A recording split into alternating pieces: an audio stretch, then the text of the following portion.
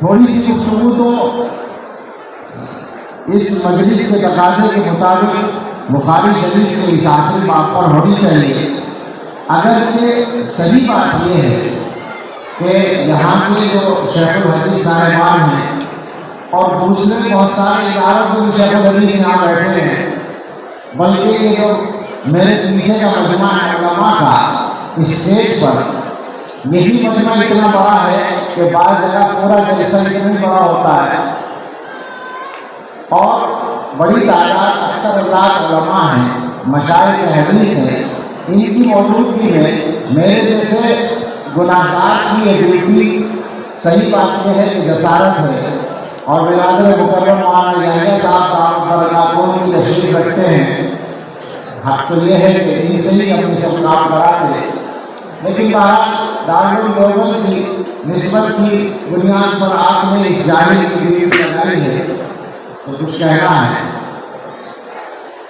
اور اس مضمون کو بھی میں کوشش کروں گا کہ وہ سبق سے متعلق ہے اس طرح بیان کیا جائے کہ عام آدمی کی سمجھ میں آئے۔ طلباء کو معلوم ہے کہ یہ بات آخری بات جو ہے یہ کتاب التوحید کا حصہ ہے، اور کتاب التوحید کا جو عنوان ہے وہ بخاری شریف کے نسخوں میں بعض جگہ کتاب التوحید ہے اور بعض جگہ کتاب التوحید والرد علی الجہمیۃ وغیرہم ہے۔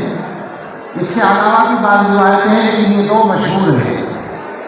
مجموعی اعتبار سے بخاری شریف کی آخری کتاب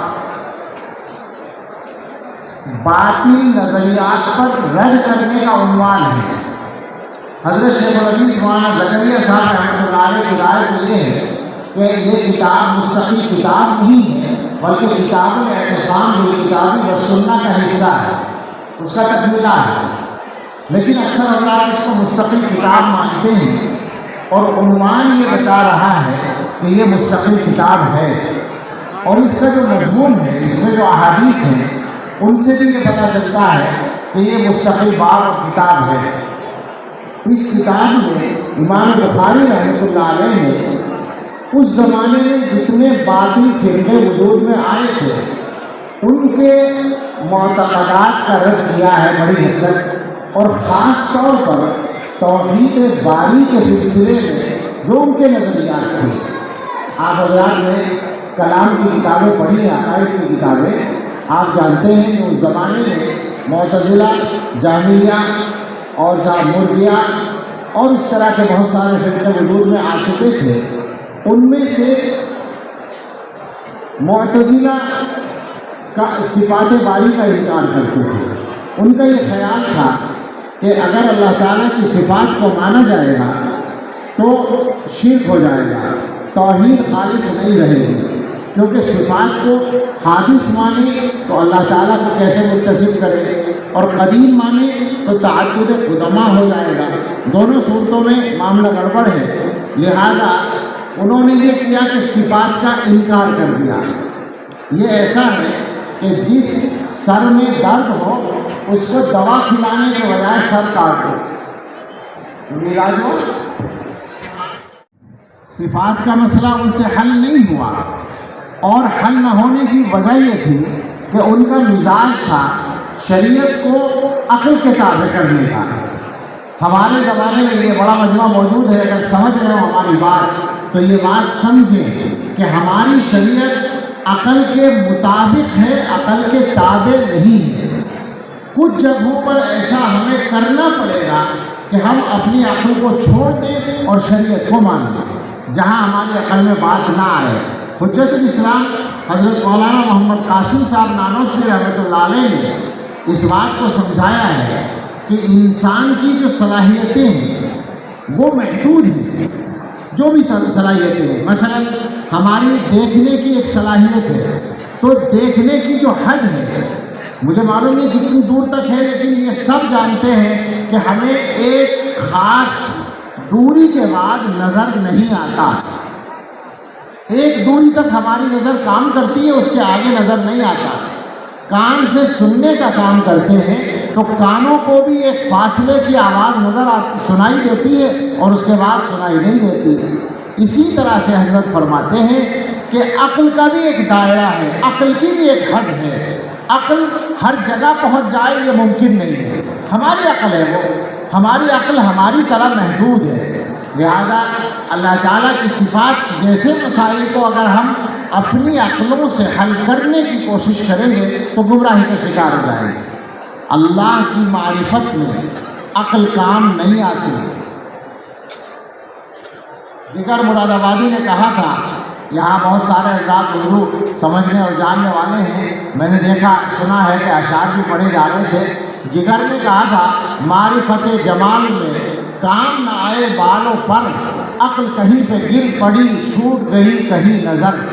عقل اور نظر ہر جگہ کام نہیں آتی، کسی جگہ جا کر ماننا پڑتا ہے، تقلید کرنی پڑتی ہے، اتباع کرنا پڑتا ہے، تبھی آپ ہدایت پر رہ سکتے ہیں۔ تو معتزلہ نے عقل کو معیار بنایا، لہذا انہوں نے صفات کا انکار کر دیا۔ بعض فرقوں نے ساری صفات کا انکار نہیں کیا، مگر بعض ایسی چیزوں کا انکار کیا جو ان کی عقل میں نہیں آئی۔ مثلاً جہمیہ میں سے کچھ لوگوں نے وزن اعمال کا انکار کیا، معتزلہ نے تو کیا ہی کیا، کیونکہ ان کے یہاں تو یہ عقل کے خلاف تھا۔ اعمال کو کیسے تولا جائے گا یہ مسئلہ عقل سے حل ہونے والا نہیں تھا، لہذا انکار کر دیا کہ اعمال کو تولا نہیں جائے گا۔ اللہ تعالیٰ فرماتے ہیں کہ ہم اعمال کو تولیں گے، اور یہ کہتے ہیں کہ کیسے تولیں گے بھائی، مشکل ہے، میں چھوڑ دو، نہیں تولیں گے۔ عجیب بات ہے، اللہ تعالیٰ فرماتے ہیں ہم ہر چیز پر قادر ہیں، اور یہ کہتے ہیں اعمال کو تولنا ممکن نہیں ہے۔ یہ بحثیں ہمارے زمانے میں چھوڑنی پڑتی ہیں، اس لیے کہ ضرورت نہیں رہی ہے۔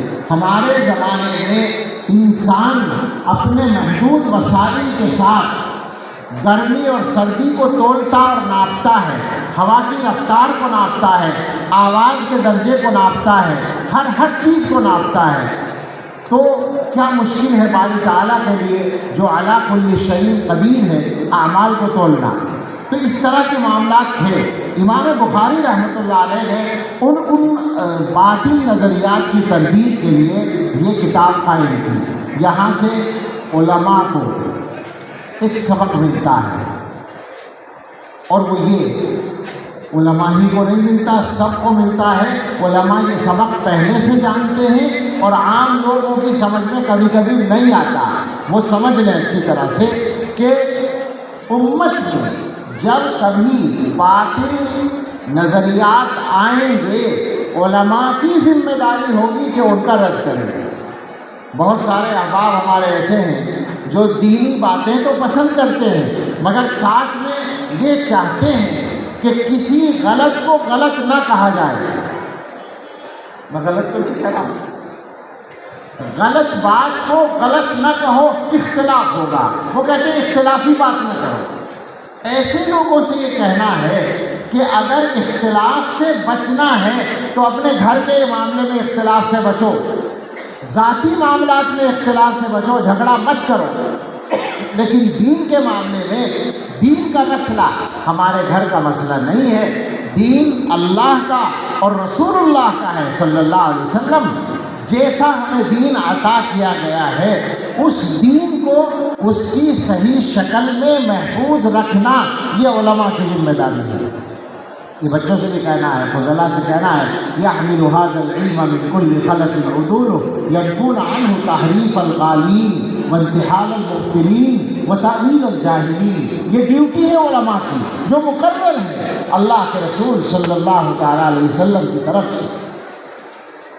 لہذا صحیح کو صحیح کہا جائے گا، غلط کو غلط کہا جائے گا، اور ایسا ہو سکتا ہے حضرات علماء یہ بات اس زمانے میں خاص طور سے یہ گناہ گار طالب علم آپ کو وارننگ دے رہا ہے، اور مجھ سے پہلے آپ کو تجربے ہیں کہ اس کام کے کرنے میں دشواریاں آئیں گی، آزمائشیں آئیں گی، ہمارے بڑوں کے سامنے آ چکی ہیں، ہمارے سامنے بھی آ رہی ہیں اور آئیں گی، مگر یہ کام ہمیں کرنا ہے اس لیے کہ ہمیں علم دیا ہی اس لیے گیا ہے کہ ہم اللہ کے دین کو صحیح شکل میں محفوظ رکھ کر آگے بڑھائیں۔